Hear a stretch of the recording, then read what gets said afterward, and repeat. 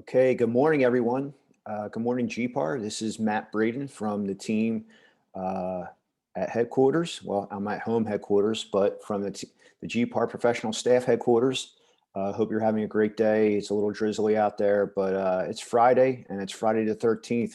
So let's talk about some scary stuff in a little bit. But before we get to our featured presentation today, I want to talk about what's coming up next week. So we have two more workshops scheduled for you guys next week, and we'll start off with Wednesday. We have the All About HUD workshop. That's going to last about 2 hours starting at 1 o'clock in the afternoon. We've sent out emails to you folks, so check your inbox for more of the details about that, but should be a good 2 hours if you want to learn about HUD and all those questions that you have been afraid to ask. It will be the place for you to ask them and a place to get the answers. Fast forwarding to a week from today, November 20th, we will have back with us again Trent Pettis. You saw last Friday, he did the agreement of sale. Well, next week, he is going to be focused on the listing contract. So that's a 2-hour workshop. We'll start at 9 o'clock in the morning, wrap up by about 11. That's a very interactive, kind of hands-on workshop. Trent wants to talk with you. He wants to work through the documents, wants to get your questions and feedback in real time. So it's really good. It's very engaging. And last week, I think we had a phenomenal turnout, and it was really, really good presentation. And the folks who attended that really helped to make that a great workshop. So hopefully you guys will tune in for that. So here we are today, Friday 13th. Home inspections can be a little bit of a scary thing. Well, hopefully we can get rid of some of those fears with some good feedback from a true pro. That's Bill Dare from one of our affiliates, Spotlight. Bill has a great resume, lots of experience. When you're able to be an expert and go into court and that kind of stuff, that means you have some chops. So Bill has the chops. We're fortunate to have him with us today. And with that, we'll hand it over to Bill. Good morning, Bill. Good morning, Matt. Good morning, crew. Thank you for Donna and Matt for putting this together. We're excited to be here on this rainy day. I prepared a PowerPoint presentation, so you don't have to watch my mug this whole time. But we're just looking forward to putting this in front of you today. We're going to leave some time at the end for questions because I think that's an integral part of this. So without much further ado, we're going to try to see if we can make technology work for us here and share this screen. And you should be looking at the PowerPoint. Would everybody agree with that? Okay, good. So we're not going to get too scary today. It's already Friday the 13th, so we'll try to make it at least a reasonably calming event here. So getting to know me, my name's Bill Dare, as Matt said. I've been in this business for the better part of 20 years. I've invested in real estate since I was in my early 20s.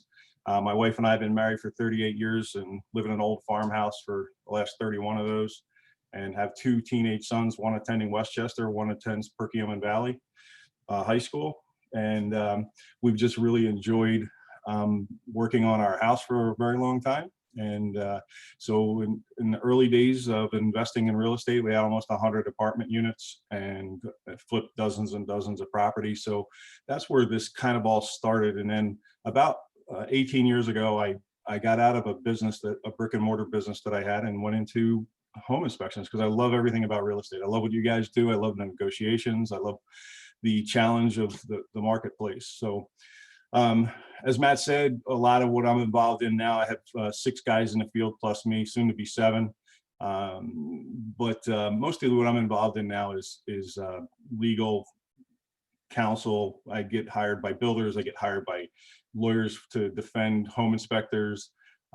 So some of what we're going to draw from today is that background of trying to figure out what went wrong in a particular inspection or a particular real estate transaction, and how can we try to avoid that. Some of the common inspections, I mean, if you're a veteran, you don't need this slide, you can take a little nap for a second, but basically, you know, the most common is obviously the home inspection. This includes pre-listing inspections. We're going to touch on that a little bit later because I think that's becoming a very powerful tool. So we'll delve into what a pre-listing is all about a little bit more in the future. Obviously, wood destroying insect, which everybody seems to call a termite, radon, Mold and air quality are real common. We're going to touch on mold a little bit later. Pool, stucco, building envelope.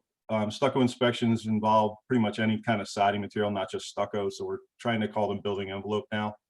Obviously, you guys in Philly don't deal with a lot of wells and septic, but out in the boondocks where we live, we have that pretty frequently. If the house is vacant, the septic inspection is going to need a hydraulic load test, which it costs a lot more money and they have to bring in water. Some of the less common ones we're involved in is thermography or thermal imaging. That's infrared. That's not useful on the outside of the building, really, in my opinion. Although there are some people that want to try to use it for stucco inspections, but it's great on the inside of a building for finding moisture and air leaks, things like that. New construction pre-drywall, new construction building envelope, that's becoming increasingly popular where we're going out before they put the siding on the house to take a look at it. And then property devaluation. This has gotten legs more recently with lawyers during a divorce. So the one party is going to take the possession of the house. So that party hires a home inspector to come in and find out every last thing that's wrong with it so that they can devalue that asset before they take it. And EMI, electromagnetic interference, if you've got power lines or a plant nearby or something, sometimes people want to know what the EMI situation is. So that's who should attend. The owner of the house should really only attend if it's a pre-listing inspection. Obviously, it's their home. We can't tell them they can't be there. We have in the past had to deal with that where we asked them to please stay in one room because an owner that's just not being a problem is not a big deal, but the owner that has something to say every time you point to something can be problematic. If at all possible, the buyer should attend on a buyer's inspection. I think that it's a great time for them to ask questions and learn about the house. Kindly refrain from bringing kids and animals. If you're a guest in somebody else's house, can that be problematic? Let's talk to Matt a little bit about the COVID restrictions. We seem to think that maybe it may not come back to impact us, even if they shut down other areas. But that's always going to be in the back of my mind as I advise my agents as far as what to do to prepare for that. What are some of the key items that we inspect? Obviously, pretty much everything that you can physically see on a house, we're going to look at. Roof siding, electrical panels and wiring are really important. We're going to talk a little bit more about how that breaks down on different age groups of houses, because that really plays a huge role in it. So pretty much soup to nuts, we're going to walk the house and then this is true of any inspector, not just us.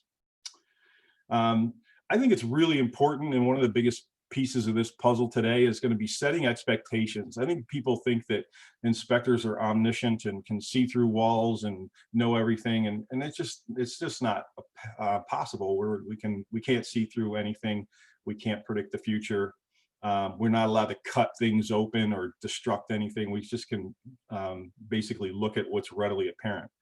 Now, I do believe that a home inspector, any good home inspector, should be taking the cover off the electric panel, taking the cover off of the furnace to take a look at what's happening inside of there, and so they can run those devices and inspect them a little bit better.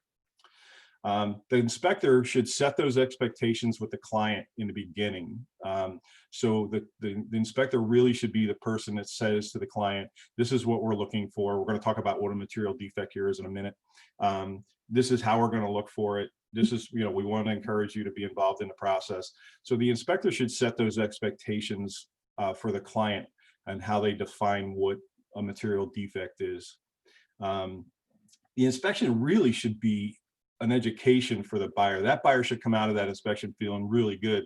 No matter what the outcome of the inspection, they should at least feel that they understand what they're getting into. We are looking at material defects. So the Pennsylvania Home Inspection Law is 2000 Act 114 is a really good law. It dictates how we operate as a home inspector. It limits us in a lot of areas to say we are not allowed to work on a house that we inspect, so there's no conflict of interest. We're what's called a disinterested third party. In that law, it describes what a material defect is. Now, unfortunately, and I'm not a lawyer, but unfortunately lawyers wrote it. So they're saying that the material defect is anything that's going to negatively impact the value of a house in a significant way or put the occupants at an unreasonable risk. Well, significant and unreasonable are lawyery words that leave a lot of room for interpretation. So your inspector should set that expectation to the client. So typically on our inspections, unless it's a $6 or $7 million house, typically we're going to say that if it's about $1,000 or more to fix it, we'll consider a material defect. If it's less than $1,000 to fix it and it's not a safety issue, it's just part of buying a new house, or a house for you. Excuse me. So that is a good thing for the client to understand before they even begin. And it's really important for the inspector to do that, because we've got no skin in this game. We get paid whether if they buy the house or they don't buy the house. So being a disinterested third party gives us the flexibility to have frank conversations, and nobody can ever point to us later and say, well, you were just trying to get me to the closing table. If there's a safety risk, I don't really care at that point if there's, what the cost is. And honestly, a lot of the safety risk stuff we see and that you may have seen is relatively simple to fix. Missing outlet covers and broken outlets, missing GFCIs, that stuff is really pretty economical. But because it's a safety problem, it's almost always going to hit the material defect category. And generally speaking, your inspector should have that listed out separately. You should be able to pull a summary of the material defects, because according to the state of Pennsylvania, only the things that are material defects are open to discussion in the real estate transaction. Now, that's not saying that every buyer doesn't want everything. I'm saying that in the law, it says that this is not a free-for-all. We're not here to nitpick the house. We're here to find material defects, something substantial that we can discuss. The age of the house plays a critical role in this. So in Philadelphia, you have amazing diversity of housing.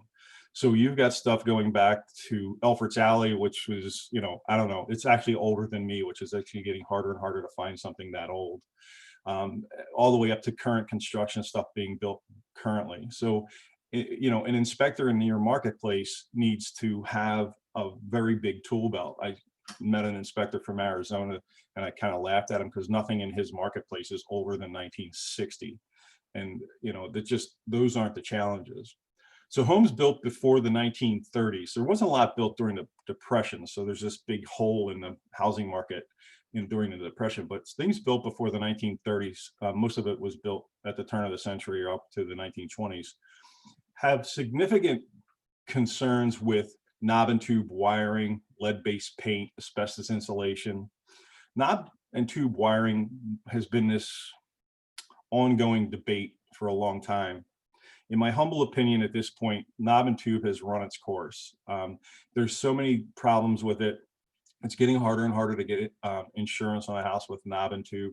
So we're pretty hard on knob and tube. But if the house was built in 1950, you don't have to worry about knob and tube. That's not your issue. So we're only really worried about those kinds of things on a house that was built before the 1930s, typically in the 1900s to 1920s.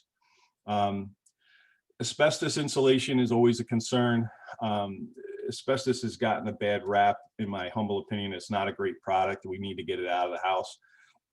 But the bulk of the problems that we see with it were caused by industrial applications. I don't know, I'm sure there's somebody somewhere, but I'm not aware of anyone that in a residential application has anything to discuss from a health issue. But it's the big word and everybody wants to get rid of it. So it's kind of got to go. Encapsulating it is one way to deal with it. I'm not a big fan. Unfortunately, I come back and see encapsulations that have failed. So generally speaking, if there's asbestos, it should be gotten rid of. And then lead-based paint. If you're old enough to remember back, about 30 years ago, the big push was to get rid of all the lead-based paint, and that turned into kind of a disaster. So now we just want to keep the paint in good condition and be aware of it. If the house is built in the 40s through the 50s, it can have ungrounded cloth wiring, but it's not typically knob and tube. And I can't say that I've never seen one in the 40s that wasn't knob and tube, but generally speaking, it's going to be cloth wiring. Some has ground, some has not. I don't have a problem with cloth with a ground, but I do have a problem with cloth without a ground, because we don't have that third leg of the prong. We end up with two-pronged outlets or ungrounded three-prong outlets. Asbestos installation still a problem potentially, and lead-based paint still in play.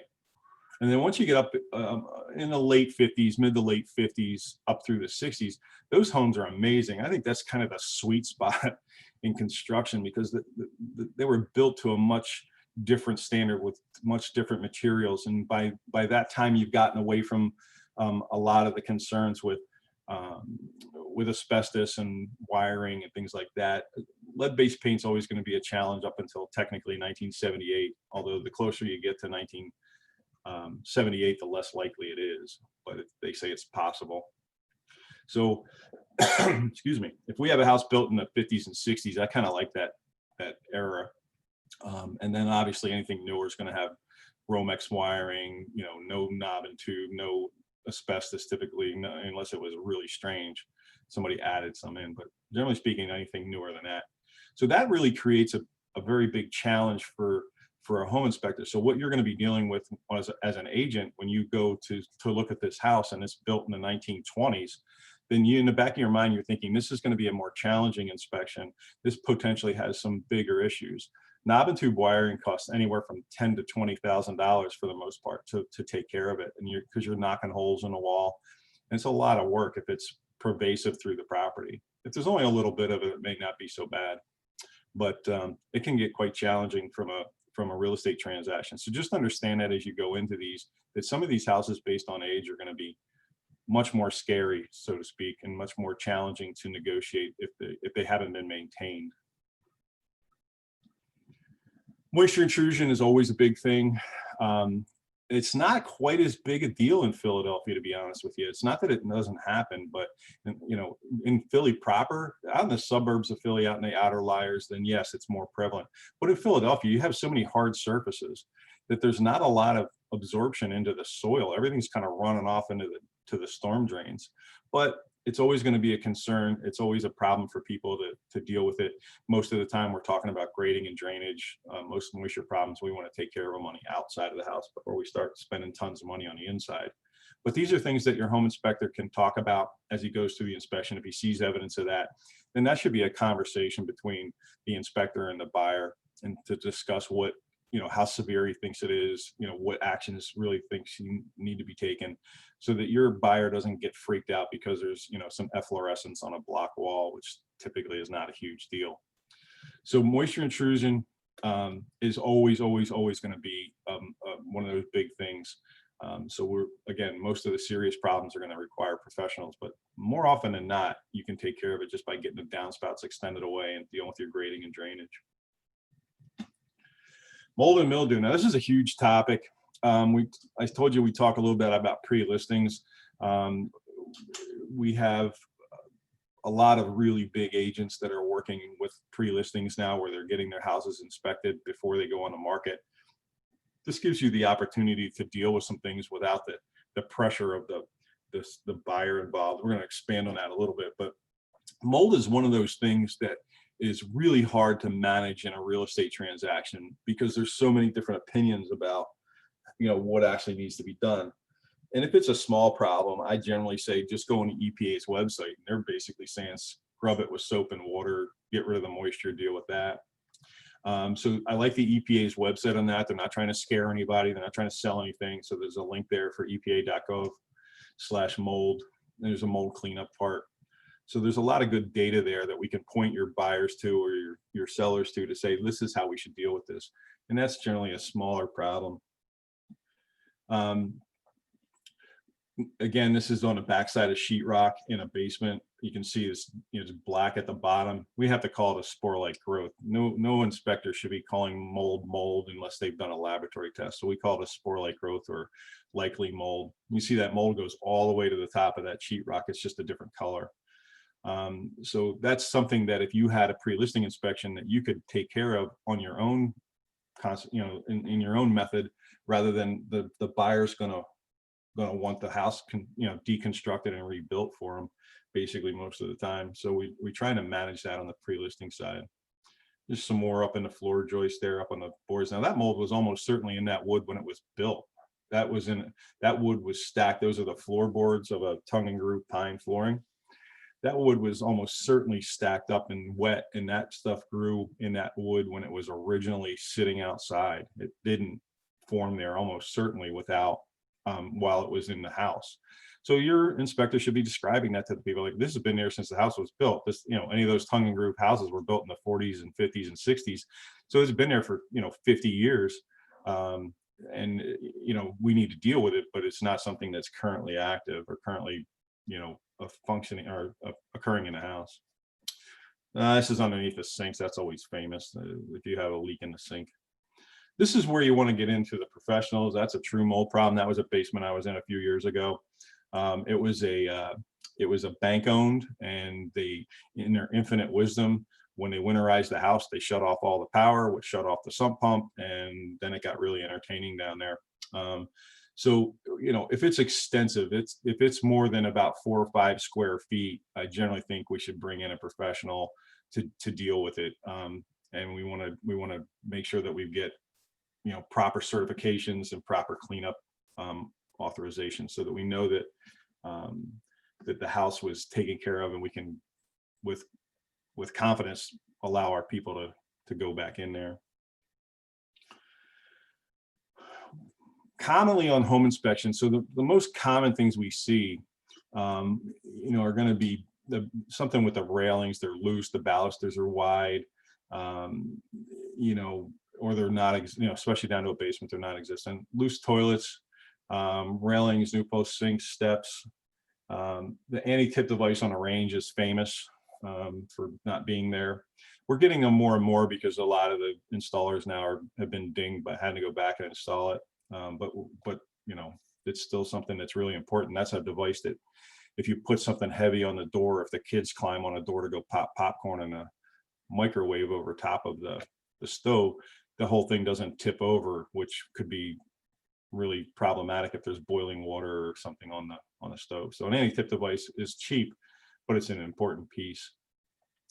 The photo eyes on the garage are always entertaining. Sometimes we see them taped together up in the rafters, but that's another safety device that needs to be properly set and adjusted down at the bottom of the doors. Smoke detectors, for whatever reason, I can't imagine why this is difficult for people to get, but every bedroom should have a smoke detector. And today you can buy a 10-year smoke detector, which is amazing. You put it up and forget about it. It sits there for 10 years, does its thing. And then, in 10 years, you throw it away and put another one up there, because they should be replaced about every 10 years. So there's a date code that we can check. If it's old, we're going to note that it should be protected. So smoke detectors are one of those things that I never really understood why people don't do it, just for your own safety. So one of the things we're going to inspect is that. We want one on every floor, and then one in the hallway, and then one in each bedroom. I got a funny story. My kids, when they were younger, we put smoke detectors in the house, and we put one in their room. And then we had practiced going to the swing set when they heard the smoke detector. And one morning at 2 o'clock in the morning, the smoke detectors went off in the house because one of them was defective. And there's one up in I have a vaulted ceiling in one of my rooms, and I had to go get a ladder to get it to stop off. So it was going off for about 15 minutes. And I went upstairs to see how the kids made out, and they were all still sound asleep.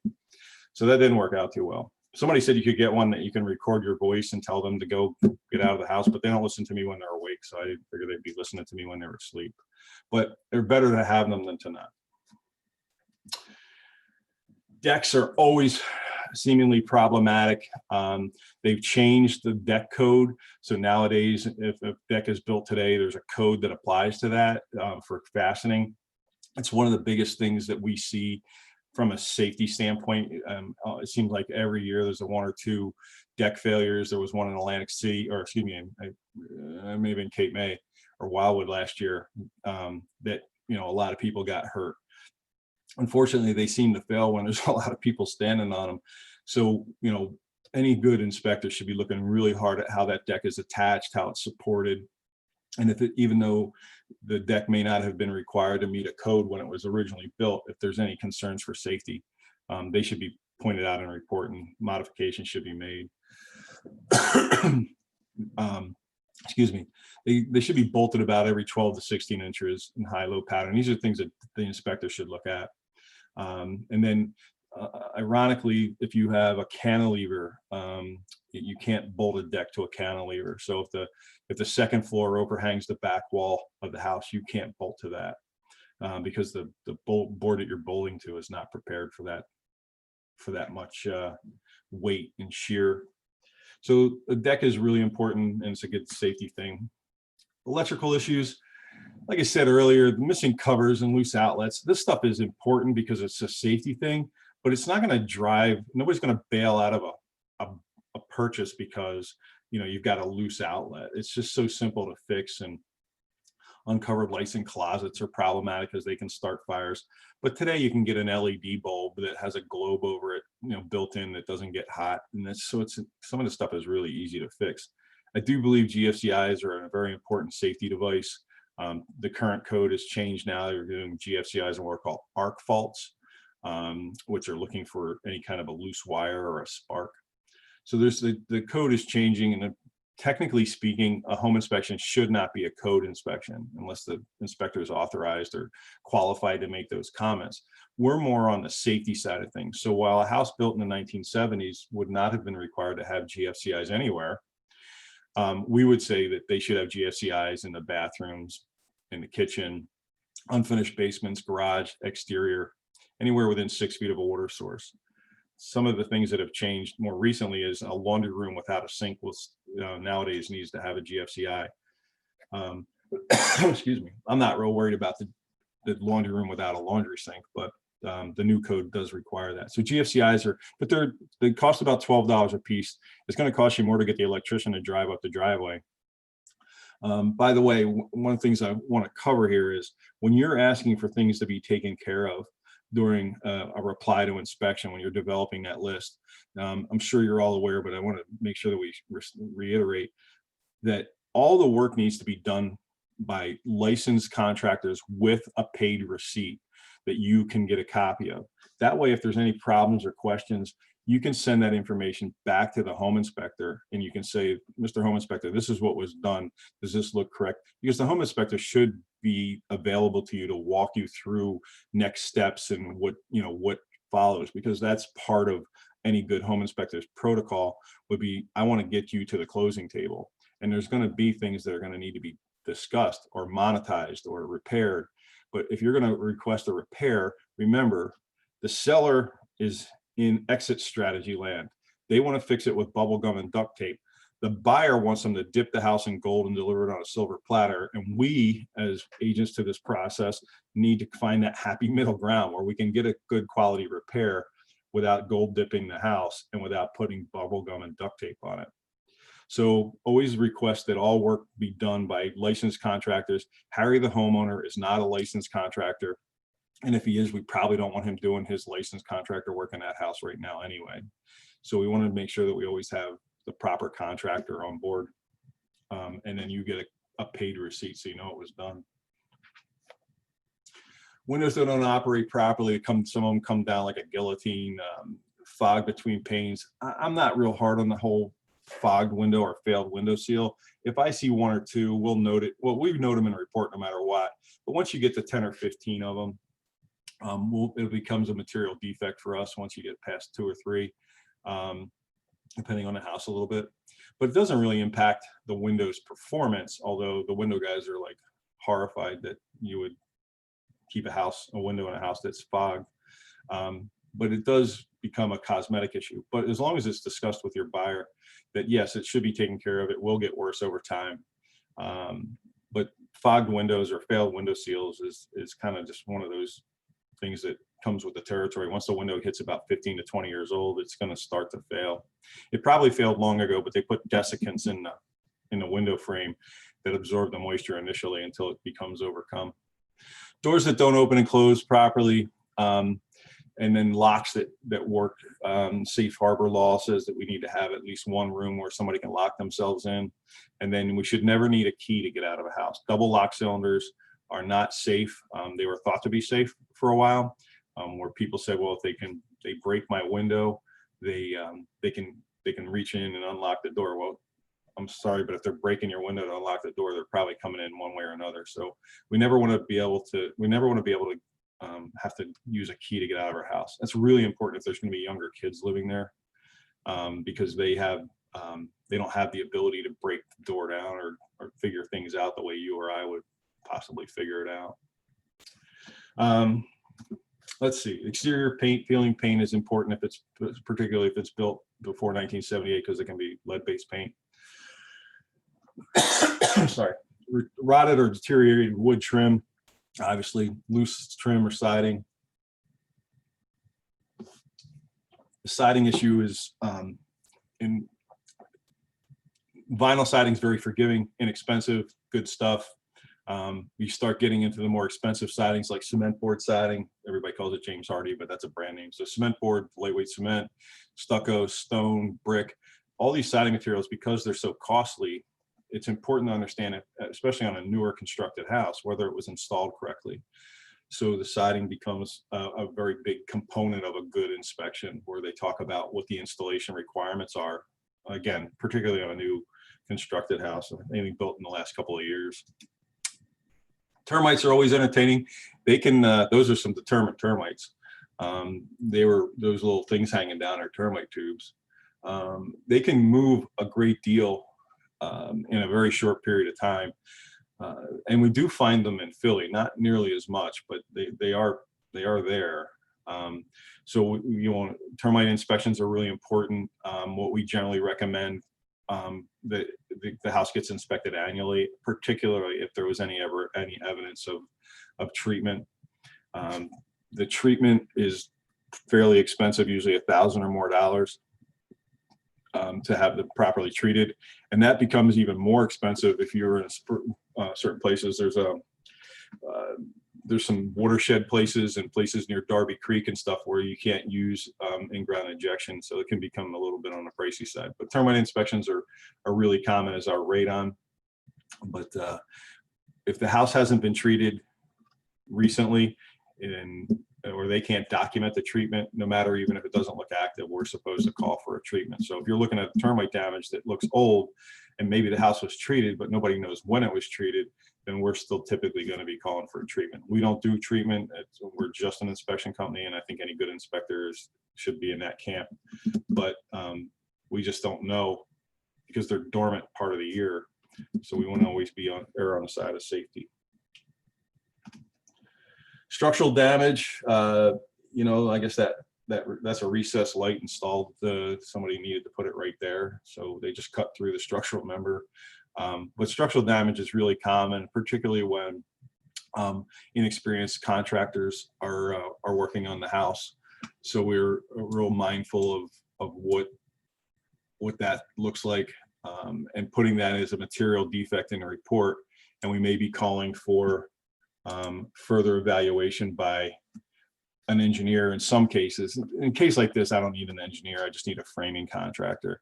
So the inspector should be able to quantify that or qualify that comment and say, look, this is something we see a lot, like cracked concrete, poured concrete foundations is really common, cracks and slabs really common. Not too many inspectors are very, very worried about any of that, but they do need to be noted in the report. The inspector should be able to discuss the options with your client as to what their concern level is. And sometimes the client will drive that. We had a client that was really upset and worried about carbon monoxide. She had almost died in a carbon monoxide poisoning years ago at college. And so all she really was interested in was how all the flues were and carbon monoxide detectors and all that stuff. So sometimes the client has a particular cant that they want to deal with. So again, the inspector should be reactionary to that and understand that. Waiving inspections, here we go. So this is really commonplace today because it's a seller's market and everybody's competing for the same piece of property. PAR actually put out a document. There's a linkage here written by James Goldsmith about waiving inspection continues in a seller's market. I can tell you that I've been involved in some problems that arose from this, and it's something that you want to think seriously about. The biggest thing to this whole conversation is you don't want to be the one pushing for this.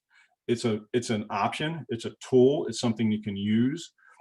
But understand this, what I see later on in court is how people remember things often changes, right? So something that was brilliant 6 months ago is now your fault because you told him he had to waive, or you told her she had to waive the inspections in order to get the house, and that's how they remember it. So you want to be really careful that waiving inspections is a risky business. It becomes different risk based on the age of the house and the buyer, things like that. But you want to be careful that you make sure that your client understands the risks and that you've explained them to them. Basically, you want to think about, I worry more about first-time buyers that have drained their bank accounts and are basically struggling to buy this house. That person can't absorb a problem with that house right off the bat. Most inspection companies have some form of a warranty that goes for 90 to 120 days to try to help those situations in case something goes sideways. But if you don't have an inspection, then you don't get the warranty from the inspector's company. So you could hire, or you could pay for a warranty, $500 or $600 for, they could get their own warranty. I'm not a huge fan of warranties. We get involved in them just because everybody else is, and I don't want to be the only guy left out there in the cold. But you need to be very careful when that decision is made to waive inspections. There are other options for this. I think the biggest one is I'd rather do an inspection and say we won't come at you for the first 2,000, 3,000, 10,000, I don't care, whatever number you pick, of the inspection problem. So if we come in there and we find, the typical stuff, then you're just going to take the inspection and move on. But if we come in there and find, huge structural problems or huge mold problems, you have the opportunity to renegotiate at that point. But that to me is a better way to go about this. If you have buyers that are capable of waiving a mortgage contingency or home sale contingency, you can waive some contingencies to make it more attractive. And have the liar. It's amazing to me that this works, I guess, as well as I've seen it work. But having the buyers write a letter, how nice they like the house and how much they're looking to have their family, and have them write a letter to the owners of the house. That plays on the heartstrings and seems to work. So there's a couple of tools you can use. But if you end up waiving the inspections, and this may seem somewhat disingenuous since I have an inspection company, just be careful with that. Some guys will do a walkthrough for you on a moment's notice. Excuse me, just to get you an idea of what it is you're looking at. So we've done that a few times for some of our top agents, where we come through and just walk the property real quick within 24 hours so that they can put an offer in, waiving inspections with at least some basic information that can come up. So you've got the report. Now what do you do? Well, one of the things told you we branch out onto here a little bit is pre-listing inspections. And those are a tool. If you're on the listing side, when the shutdown occurred, we had a number of houses that had been pre-inspected, and those transactions went forward much better than a house that hadn't been inspected, that nobody could get in. So pre-listing inspections give you the opportunity to deal with things a little differently. The inspector should be available to you after the inspection to discuss questions, problems, concerns, possible solutions. If you get a proposal from a contractor or something, you want to be able to possibly run that by your inspector and let them comment on it, because the inspector, he or she is a disinterested third party, and that's really critical information because they don't have any skin in the game and whatnot.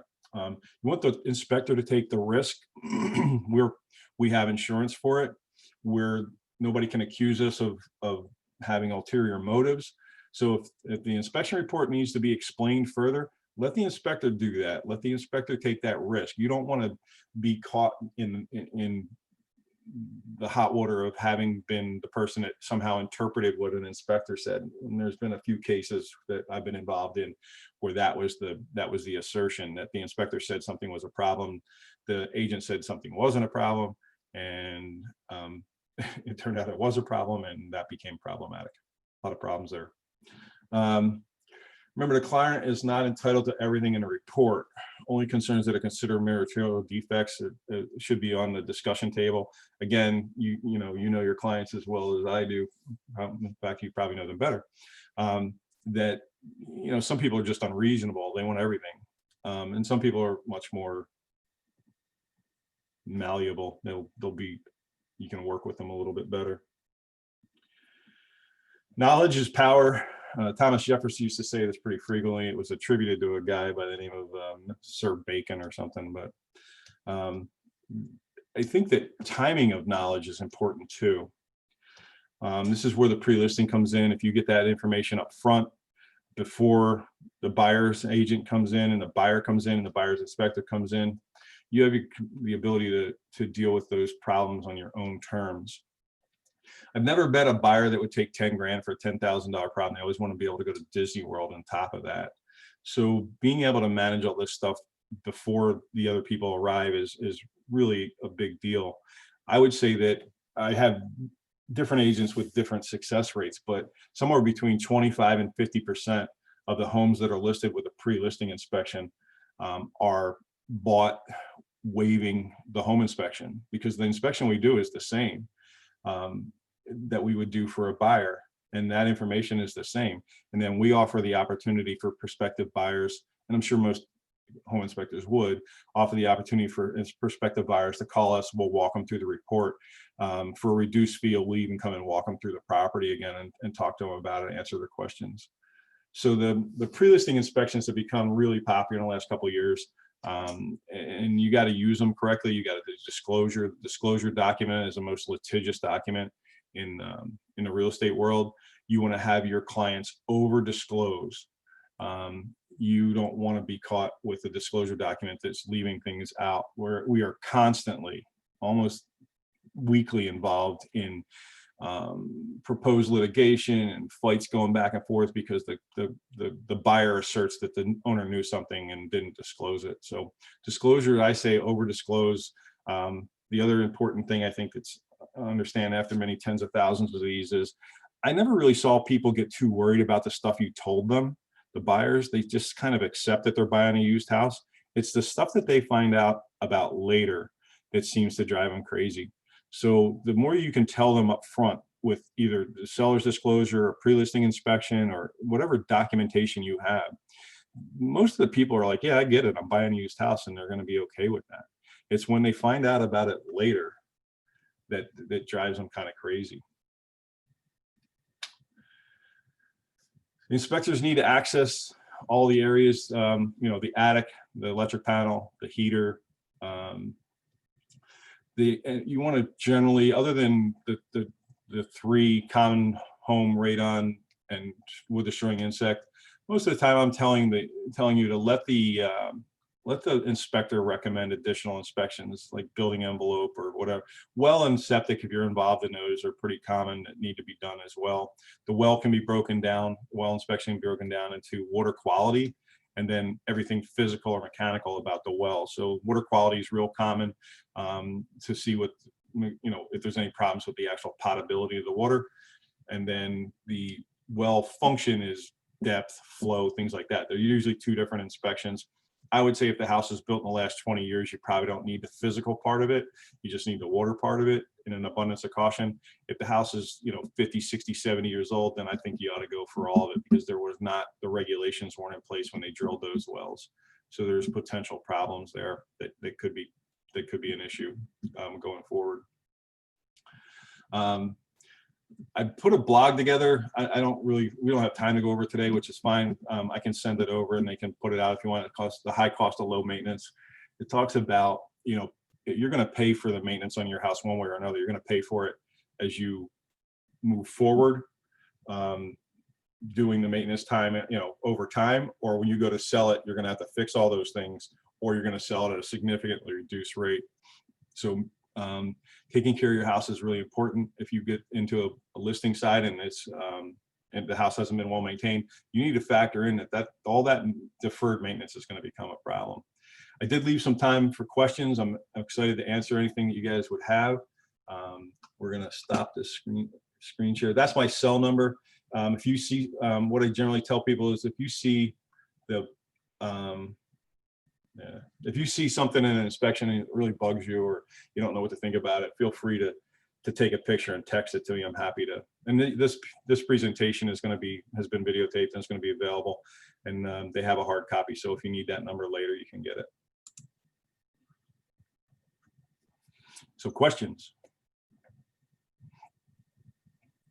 Okay, folks, if you have any questions, feel free to drop it in the chat or unmute yourself. This is one of those chances where you can actually speak and not go through a filter.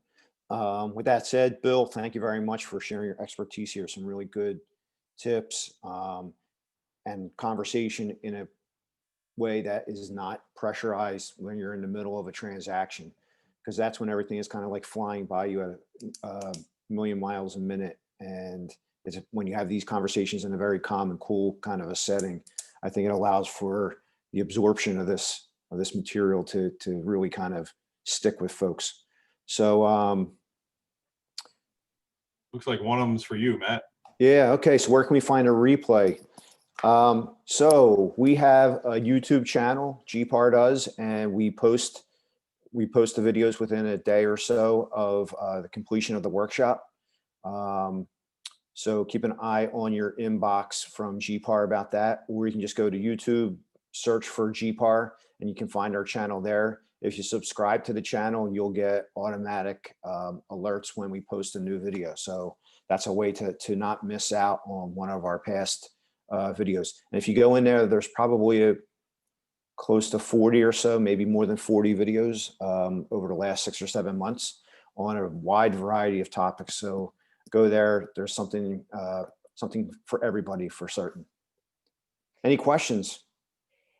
Hey, Matt, this is Karen Mitz. Can I jump in and ask a question? Go for it. Go for it. Thanks. Hey, Bill, thanks. That was a really great presentation. One of the things I'm always looking for more information about is knob and tube wiring. And, you know, being in Center City, we see it a lot on reports. Is it something you recommend is always addressed or remediated? And what is the big concern about knob and tube wiring anyway? What causes you concerns besides it being old, obviously? Yeah, well, I'm old too, and so they're not ripping me out of the house anytime soon. It's all good. I think that the biggest problem that I have with knob and tube is that what's happened to it over the years. So I told you earlier on that we flipped dozens and dozens of houses, and I don't get into ripping walls apart too much anymore, but for many years I was gutting those houses personally, and what was happening behind the walls with knob and tube wiring was always scary, because over the years people splice into it. There's just a lot of things that can go wrong. The insulation by now has gotten really brittle. Most of it's running through walls and attics that we want to insulate. You're not allowed to insulate over top of knob and tube wiring, but it's the things you can't see that really bug me. It wasn't a bad system as it was installed. Left alone, it was all soldered connections at 20 amp circuits. It just doesn't have a ground. And technically you could put a GFCI outlet on there and get the same protection as a ground would have without having that third ground wire. But it is becoming more difficult to get insurance with it. I'm seeing insurance companies that are giving people 30 to 60 days to get it out of the house before they have a problem. So it is becoming more problematic. The other issue is that it doesn't have that ground wire, so you don't have that third leg. You can't technically, unless you're going to do a GFCI, I can't use a 3-pronged outlet. You have to use 2-pronged outlets. Occasionally, and this has to be a decision by the buyer. So when we go through, if the only thing that's left on knob and tube is a few lights in the second floor ceiling, we'll talk to them about it. The light amperage requirements are becoming substantially less with LEDs. So, you know, if you wanted to leave it in a few lights and they were okay with that, then I can live with that. But just remember that whatever you don't fix now, you're going to have to fix later when you go to sell the house. So, Okay. I'm sorry, go ahead. Oh, no, I thought you were done. I was just going to say thanks a lot. That was really helpful. Yeah, it's kind of run its course. 10 years ago, when I was inspecting houses, we saw knob and tube. We were like, you probably ought to take care of it. But nowadays, it's pretty much hardcore. It's got to go. Okay, great. Thank you.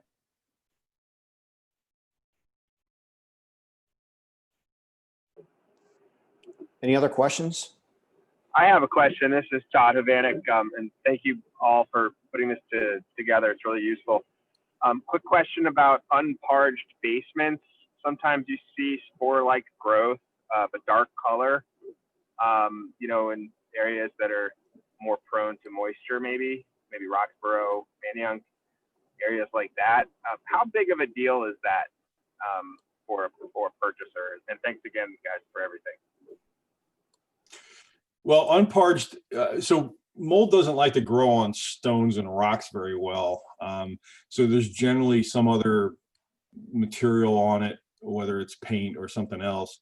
I don't really have a big problem with it, but the issue is that you got to use the M word, which basically sends people off in a tangent.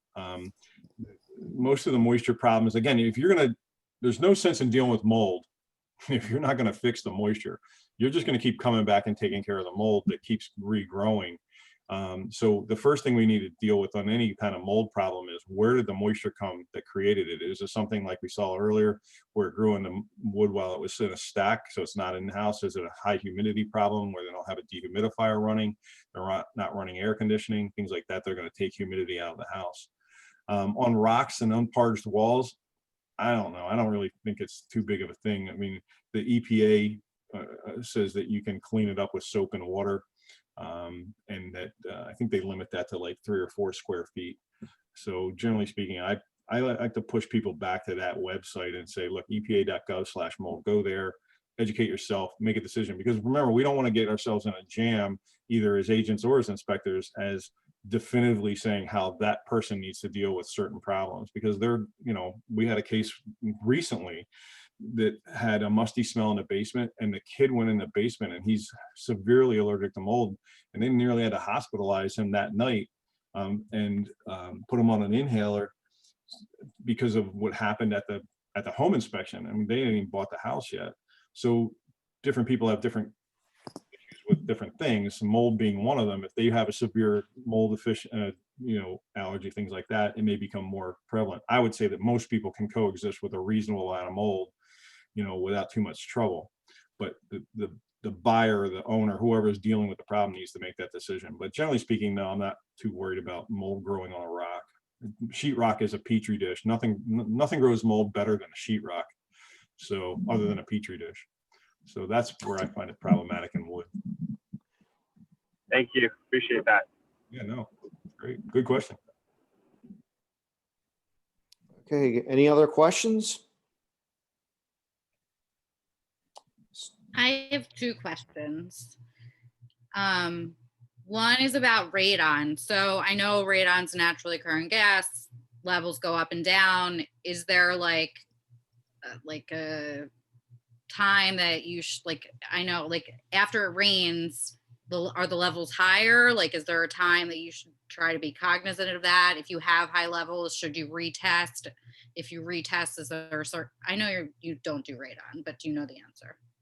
Yeah, we do radon testing. We don't do remediation. We do a lot of radon testing. Okay, So generally speaking, as you said, radon levels undulate up and down almost hourly. The monitors we use are hourly monitors where every hour, so we can see spikes going up 6, 7 picocuries down to 0.3, back up to 4. But you're supposed to take an average. Weather does impact radon. Technically speaking, if it's high winds or severe rain, they want you to extend the test out to 4 days or reschedule the test. So those things need to be monitored. I would say that the extreme weather situation does more to impact the radon readings than anything else. Time of year, because remember, you're leaking soil gases out of the ground all the time. Some of them are leaking into the house, some are leaking outside of the house. When you put a blanket of snow, blanket of water, all that stuff on that soil, and it's not snow so much of it, like a frozen layer on top of that, it can help restrict how much air gets up in it. Then you take the heating situation, because most of the soil gases are drawn into the house through what are called stack effect. So as the temperature in the house and the temperature of the outside become more pronounced, where the inside of the house is warmer, you get more of that stack effect, more hot air rising to the attic, which can draw a little bit impact the draw into the basement through the cracks and crevices and porosities of the material. So it does play into it. The problem for all of us is that, you know, you got to leave this up to the radon professional. I would just say that they did change some protocols now where we have to notate severe weather in the report. So these are things that you can use if you've got a listing and they're doing a radon test and you've got 50-mile-an-hour winds outside. You should be able to call that inspector and go, hey, are you going to extend this out to 4 days because of the severe weather? That would just be you protecting your client. Now, the biggest issue I have is when it's 3.9, 4.0, 4.1. Those things drive me crazy, because on a different day and a different test, if you're working for the buyer, if you got a 3.9, if you did it again, you might get a 4.0. And that's just the nature of having that definitive line in the sand. The nice thing about it is that the remediation is relatively cost effective. For usually around $1,000, $1,200, it can be taken care of. And there's a lot of good things that happen with radon remediation. When they start sucking air out from underneath the slab, it does good things to the basement. It helps dry it out, helps, you know, create fresher air. So there's a lot of goodness that comes with that beyond just radon. So weather does impact radon. Whoever does it for $1,200, please send me their contact information, because I just got 2 quotes for 19 and 21. Wow. Well, I will say this, that we're all trying to adapt to the COVID crisis in construction. Materials are very hard to find. Contractors are hard to find. So I just saw a roof quote for slate that was $400,000, and I would have said it was $200,000, you know, a year ago. So we are dealing with that. But you know, I can direct you to some people. I haven't seen that kind of a jump. Now, the property depends on the property, right? If it's a very difficult property, if it's a slab that doesn't have stone under it, there are some mitigating things that can drive up the cost. But I would say on average, what I see is about $1,000, $1,200 bucks. But you know, if you want to send me an email, I can send you the name of the guy that we recommend. Yeah, that would be great. And my other question is there any, like, I mean, obviously home inspections are super important, always recommend them, but is there any like quick reference guide that like helps agents sort of like navigate what code is, or is there like something that you can point to that's like just agents, you should look over this just so you are more familiar with inspectors and what they're looking at? And I don't know, anything else. I don't know about everybody else. We have a website that has a video about that we designed for the client, so that they can watch and understand what to expect on a home inspection. And it's, you know, it's put together, and I'm sure other inspectors have a similar presentation out there, because we do want to help the client understand what it is they're getting into. What are they paying for? Why do they need this inspection? Beyond that, as far as code goes, I would say leave code alone. You don't want to really touch the code, because the issue is that the code changes every 3 years from the code book. But then it also, it's impacted by the local